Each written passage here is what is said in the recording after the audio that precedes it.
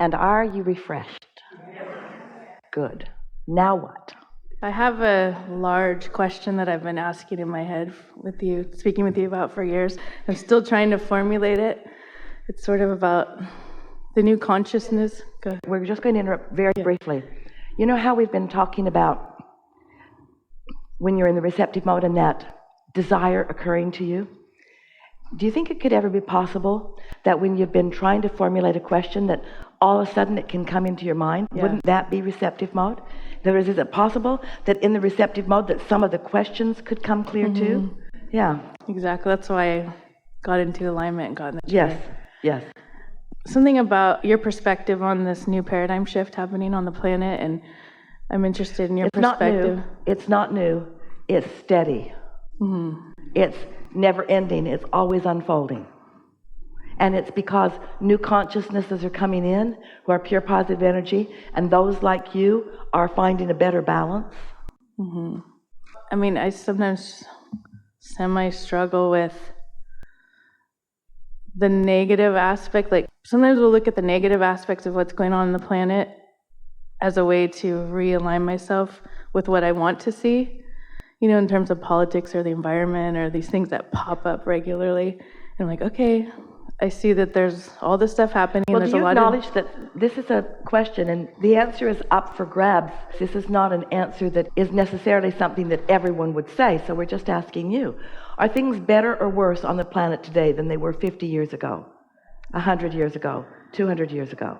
In some ways worse, in some ways better, I think. And in what ways are they worse? Environmentally, I think there's certainly more of a spotlight on it. Mm-hmm. So what have you come to know as you've been playing with us a little bit? When you know what you don't want is when you know what you do want. And what happens when you have exposure to something and you ask? So what happens when billions of people, maybe, it's not billions, but let's say millions of people are observing what's happening, are worried about environment, and are sending off rockets of desire for planetary well-being? What does that do in terms of the vortex?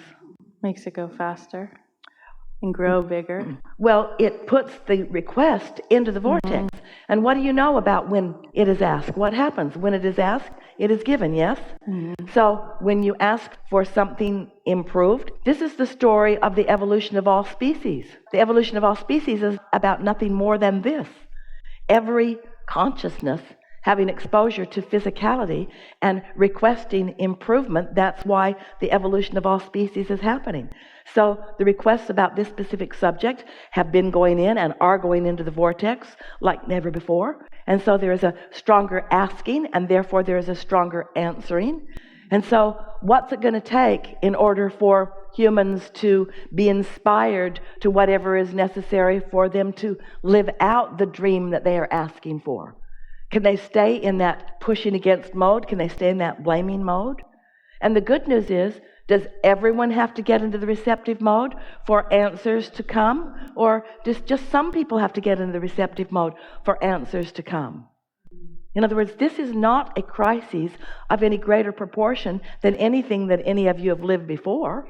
It's just that your airways cause more of you to talk about it and think about it, which only means the vortex is getting bigger faster, which only means the answer is coming stronger, which only means the answers are more available to more who are in the receptive mode. So nothing is going wrong. This is life on the leading edge. That's what it is, you see. Mm-hmm. So what I'm starting to understand and have been for a while is that inspired action, aligned action is where I should, or not should, but where I like to live my life from.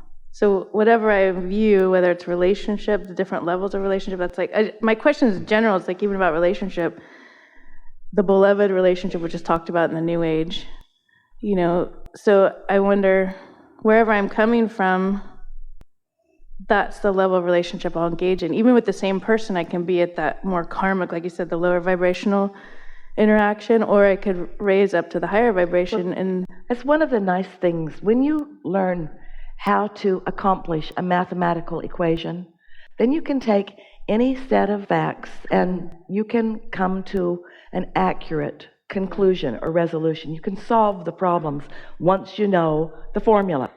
And this is the same thing. In other words, we could talk about all of those things that most people are talking about from this worrisome place, or we could get on the high-flying disc and receive the inspiration of what everybody's been put into the vortex. In other words, you're right. It is the same relative to all things. So what specifically are you wanting from us? I guess sometimes... Because we've talked all day. Right. First, we've talked about the importance of being there, and we think we've won you over, haven't we? And next, we've talked about different ways that you can get there, and most of it is by getting out of your head. Stop trying to solve all the problems of the world. Stop trying to get a consensus of a variety of people. Just trust that there is a well enough balanced bunch of you on this planet asking from every perspective that exists, and all of it going into a collective consciousness vortex, and all of those desires being answered by Source, and none of you having anything to worry about other than whether you're blocking yourself from solutions or whether you're in the stream of the solutions. It's like a giant magnifying glass has been laid over the entire planet, and law of attraction has been amped up so that thoughts are turning to things faster than ever before, which means thrivers are thriving at unprecedented rates, and those who are suffering at unprecedented rates, because what you've got going out vibrationally is what's coming back to you in a very strong way. And so there's never any injustice. There is a lot of misunderstanding. And with everyone who is living something that they are not wanting, they are posing a question. That's why your opening words to us are so interesting. I have been trying to formulate this question for a really long time. Well, imagine what mass consciousness has been doing about putting their request into the vortex. So there are some things that you kind of have to come on a premise of faith or trust about. You have to accept that there is Source who is interested in you. And anything other than that is, from our perspective, as we even look through your eyes, a sort of unreasonable premise. In other words, how could you stand on this planet knowing what you know, the small, scanty amount that you know about your galaxy and the way your Earth spins in proximity to other planets in perfection? How could you not accept that there is something much more than the bunch of you? In other words, you're brilliant and you're lovely, but the whole bunch of you haven't figured out how to scrape another Earth together, a bunch of dirt together, and launch it into orbit. There is clearly a broader perspective. There is clearly a broader, loving consciousness. And so if you accept that that is so, and you acknowledge that your guidance system is telling you how to align with it and how to know when you're not, and you care about how you feel, that really is the thing that is the most interesting to us about humans who are working to understand this and to become deliberate in their offering of vibration and therefore in the controlling of their own personal experience. It is interesting how many people are willing to put up with negative emotion and disregard the enormous and important guidance that it is. So do you think it's possible for us to live more in your reality where our contrast is between bliss and ecstasy? We know for sure it is, and there are many who are doing it already. Do we think it's necessary for mankind to survive in mostly happily living ever after? No. In other words, you're doing very well with almost nobody living deliberately in terms of vibration. Because you all knew when you came in, your stream of well-being is so predominant. When you reemerge into non-physical, that's who you'll be. And then all those non-physical who have been here are shining back with you, leading you and leading you and leading you. It's not going wrong and it can't go wrong. So we're just wondering why any of you are so willing to claim it as going wrong when you can't get it wrong, because nothing's ever done. Nothing's ever done. It's just in a perpetual state of becoming. And you have much more hand in the becoming of it as it relates to you than most of you are willing to admit or to test or to practice or to master or to observe. But it is only in the mastery of your alignment that you will ever really enjoy life. And once you've mastered that receptive mode, so you get to watch the hand of Source energy in the unfolding of things, you feel so blessed, you feel so worthy, you have so much fun, the ideas are coming. That's what you all came for. Not one of you thought that it was going to be a struggle. And when you first get here as little kids, it isn't. You believe in yourself, you believe in the world, you trust what your parents are saying to you. It isn't until you start observing the contrast. So then you say, well, Abraham, that's where it all goes wrong. there shouldn't be contrast for us to observe, because then we lose our way. We say the contrast is essential to the eternalness that we all are. You've got to learn to cope with contrast. You've got to learn to cope with it, and you've got a guidance system that helps you.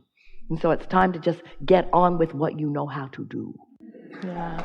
So I feel like the only thing that matters that I do in this life is to come into alignment. I feel like that's the most important thing. Let's not go that far. It's not the only thing that matters. You want wonderful relationships, and you want to see beautiful things, and you want all the deliciousness that you've picked out along your way. It's not all that matters. It's just the thing that matters most, because it's the premise to everything else that happens later. It's not all that matters. It's just a really important element that matters.